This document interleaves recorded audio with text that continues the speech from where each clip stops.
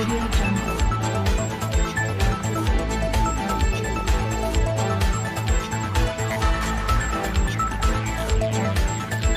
Audio Jungle. Fixe rendez-vous pour un prochain numéro de votre émission chez la cloche. Merci.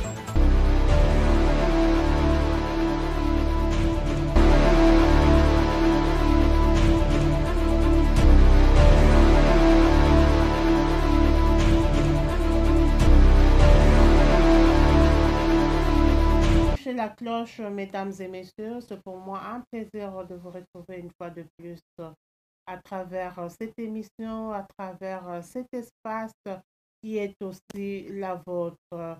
Voilà, je suis là une fois de plus pour vous servir, vous tenir compagnie à travers cette émission, à travers cet espace chez la cloche. Et aujourd'hui, nous allons parler d'un sujet vraiment important. Sur ce plateau, j'ai un homme de Dieu. Il s'appelle Armando Kinanga. Et avec lui, aujourd'hui, nous allons parler de l'enlèvement de l'Église. C'est vrai que nous sommes habitués à entendre des prédications sur la délivrance, sur la bénédiction, sur l'élévation, sur le pardon de péché, la prospérité et ainsi de suite. Cependant, peu des hommes de Dieu parlent de l'enlèvement et pourtant, l'enlèvement aura bel et bien lieu un jour. Et donc, nous avons décidé d'en parler ce soir dans cette émission avec l'homme de Dieu qui est avec moi sur ce plateau, le docteur Armando Kinanga, à qui j'ai dit bonjour. Bonjour, Madame la cloche, ainsi que je salue amicalement le patron de la chaîne Denzo Les Outils. Merci pour m'avoir invité dans cette chaîne. Ouais, c'est pour moi un plaisir de vous recevoir sur ce plateau. Avec vous, aujourd'hui, nous allons parler de l'enlèvement de l'Église. Et avant de commencer, nous aimerions vous connaître. Docteur Armando Kinanga, dites-nous pourquoi on vous appelle docteur. Êtes-vous médecin? Merci pour la question. Beaucoup de gens confondent en fait, le doctorat dans l'Évangile. En fait, nous avons les 5 ministères qui sont dans Éphésiens 4:11. Là, nous avons été établis. Là, nous avons les apôtres, les prophètes, les pasteurs, les évangélistes et les docteurs. Donc, un docteur est un enseignant de la parole, c'est-à-dire que quelqu'un que Dieu a donné le ministère doctoral pour enseigner l'Église. C'est celui alors qui donne les détails de l'Évangile, qui va en profondeur de l'Évangile, afin que l'Église comprenne en réalité que signifient les Saintes Écritures en compagnie du Saint-Esprit. Donc, vous êtes docteur de la parole, c'est-à-dire que de l'Évangile. Ah, ok, vraiment. Et pour commencer, je disais tout à l'heure, nous allons aujourd'hui parler de l'enlèvement de l'Église. Et sans plus tarder, docteur Armando, dites-nous, selon la Bible, que signifie l'enlèvement de l'Église? Merci. Moi, j'espère que dans cette émission, la cloche, nous n'allons pas vraiment donner un enseignement, mais c'est plutôt question et réponse. Donc, je ne vais pas pouvoir prendre beaucoup de versets bibliques. Exactement. Voilà, donc on va chercher un peu de survoler. En fait, l'enlèvement de l'Église, c'est un événement eschatologique, c'est-à-dire apocalyptique, dans lequel le Seigneur Jésus va revenir, Jésus-Christ, il va revenir pour venir prendre alors l'Église. L'Église ici, il s'agit alors du corps de Christ, les vierges sages, il revient pour prendre les vierges sages et nous irons au paradis pour une durée de 7 années. Donc ça, c'est juste une brève explication.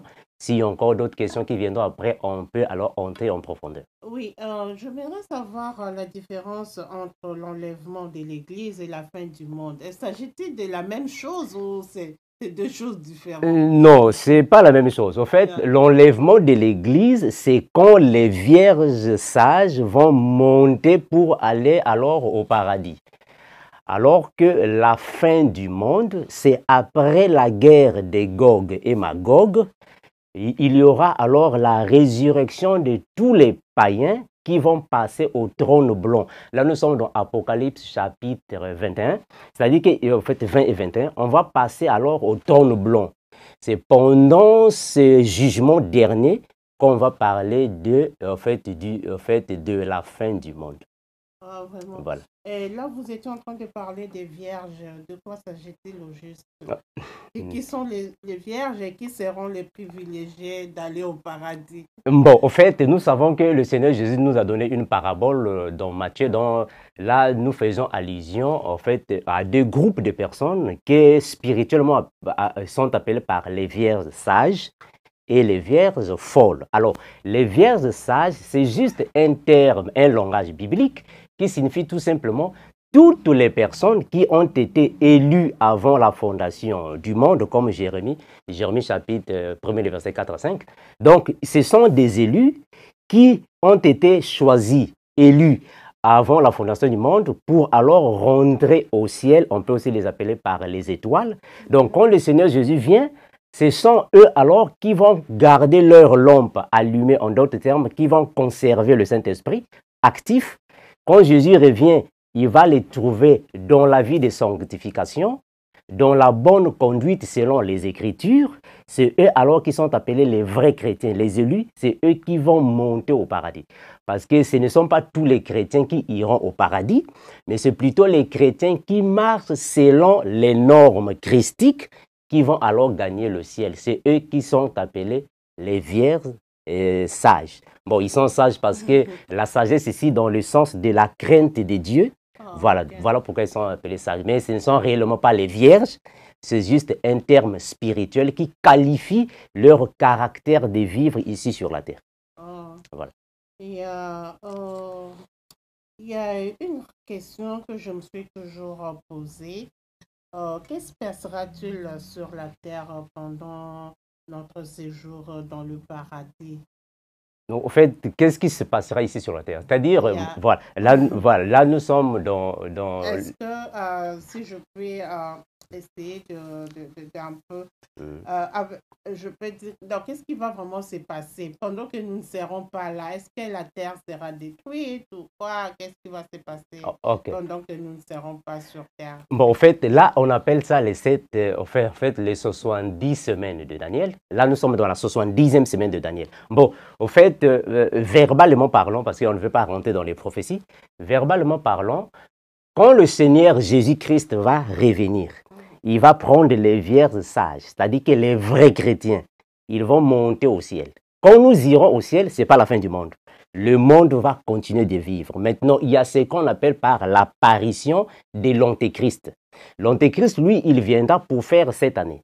Dans les 7 années, nous avons 3 années et demie pour les tribulations et 3 années et demie pour la grande tribulation. Pendant ce temps-là, il y aura le gouvernement mondial, c'est-à-dire que le monde entier aura un seul président qui va gouverner toutes les nations de la terre. Pendant ce temps, nous sommes au ciel. C'est alors que Dieu va envoyer les 2 prophètes qui viendront pour prêcher Israël, lui donner la grâce. Pendant cette époque, alors, le faux prophète et l'Antéchrist, accompagnés avec le diable, ils vont alors faire la guerre aux saints.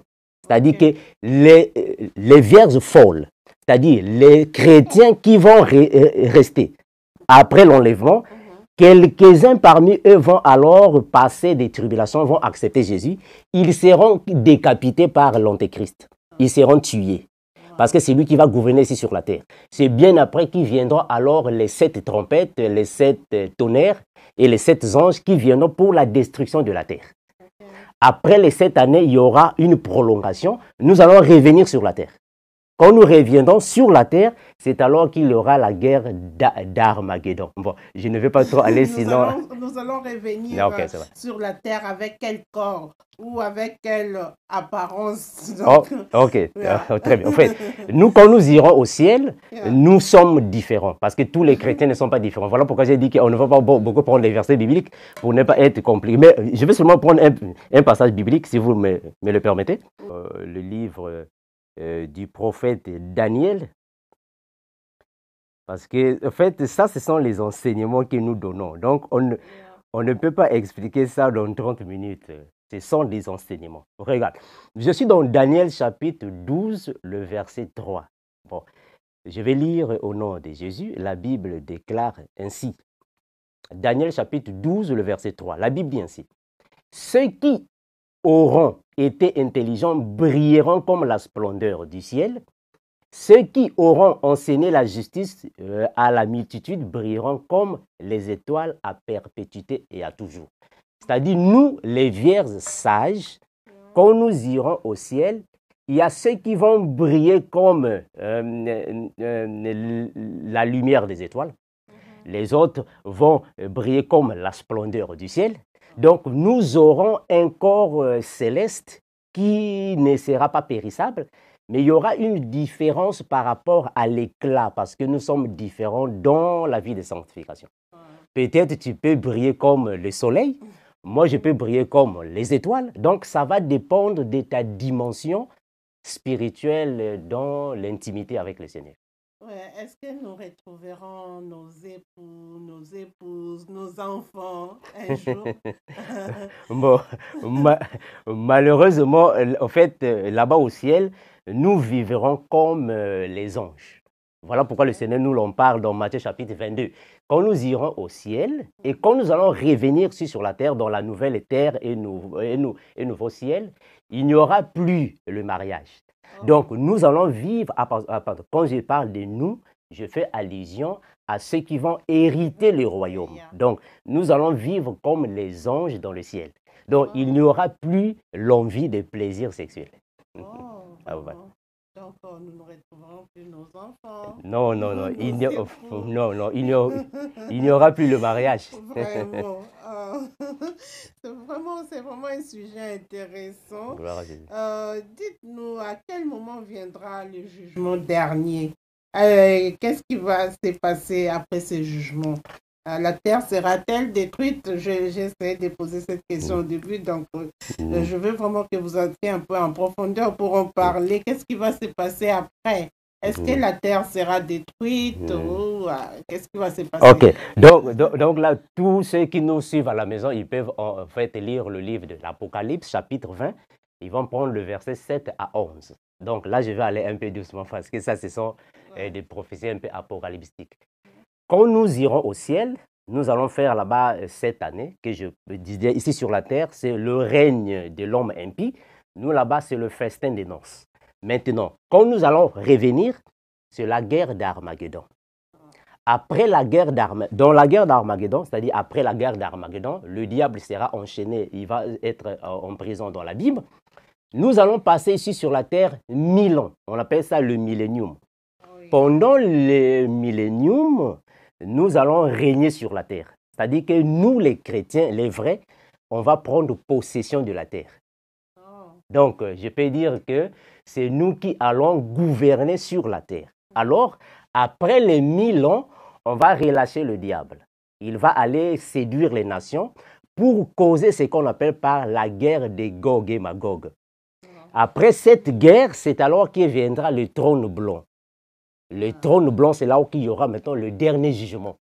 Après le dernier jugement, c'est là qu'il y aura alors la nouvelle terre et le nouveau ciel. Dieu va alors reprendre toutes choses à zéro.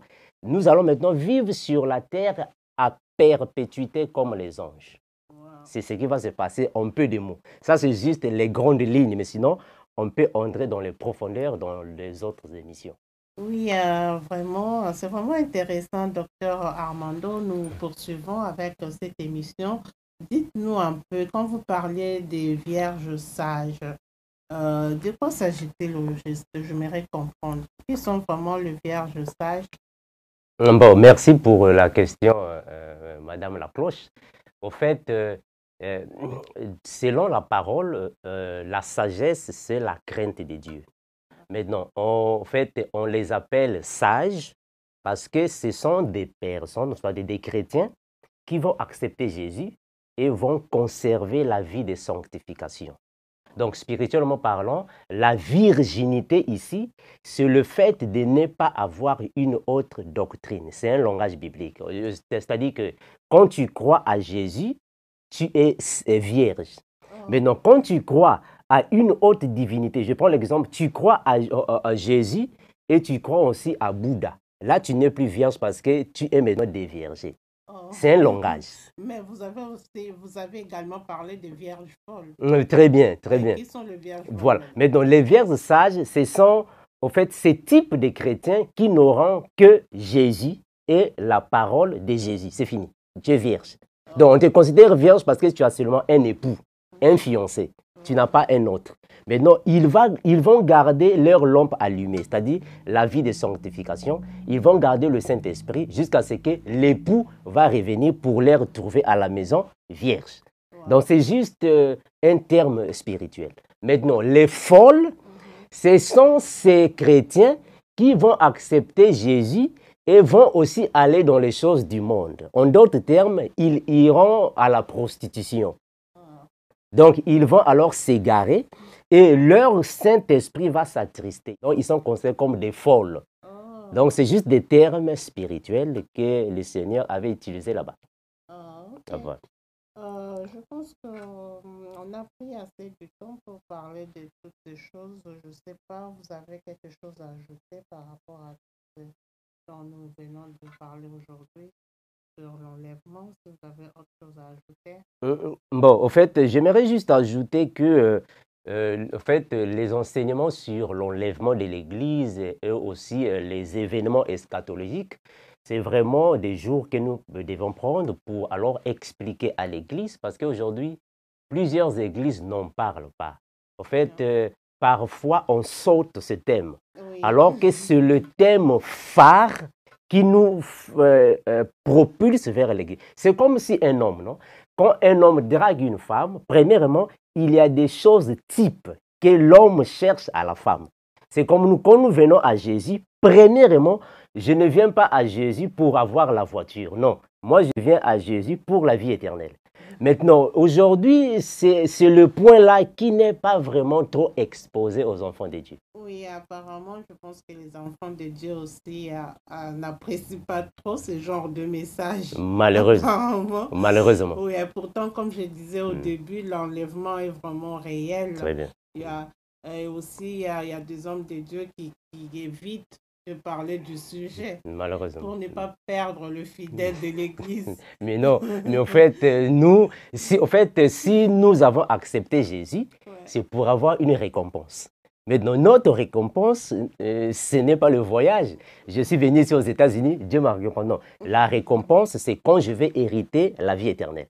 Donc ça, ce sont les thèmes phares à expliquer aux enfants de Dieu afin qu'ils comprennent quel est le rôle ou l'importance d'être chrétien. Ça, ce sont les choses principales d'un chrétien. Voilà. Oui, vraiment.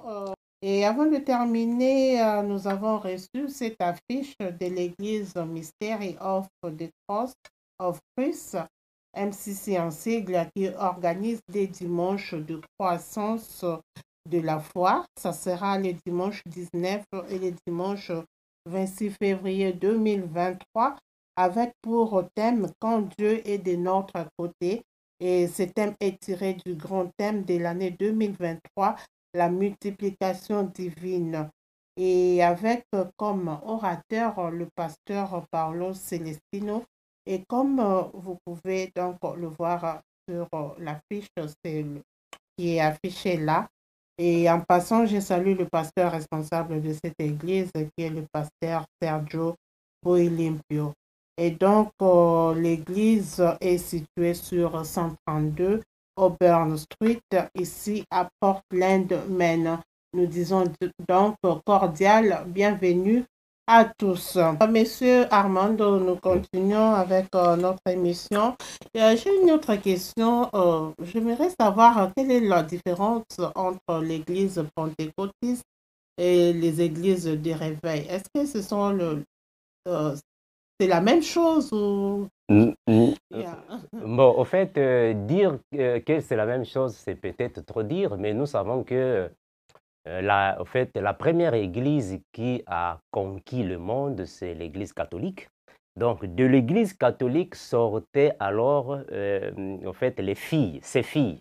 Voilà, c'est un langage. Les filles. Donc, parmi ces filles, nous avons l'église pentecôtiste. Alors, les pentecôtistes, en fait, eux, ils font référence au jour de la Pentecôte. C'est aussi un type de chrétien, mais qui se réfère au jour de la Pentecôte. Bien que là-dedans aussi, il y a quelques divergences, mais les églises des réveils viennent aussi de ces églises pentecôtistes. Mais avec l'église des réveils, c'est beaucoup plus la manifestation du Saint-Esprit. la puissance du Saint-Esprit. Donc, la doctrine de Jésus-Christ. Mais malheureusement, il y a encore aussi quelques faussetés que nous ne pouvons pas parfois déchiffrer ici. Voilà. Ouais, c'était juste une Yeah. question de curiosité. Ouais. Là, nous sommes à la fin, docteur Armando plutôt.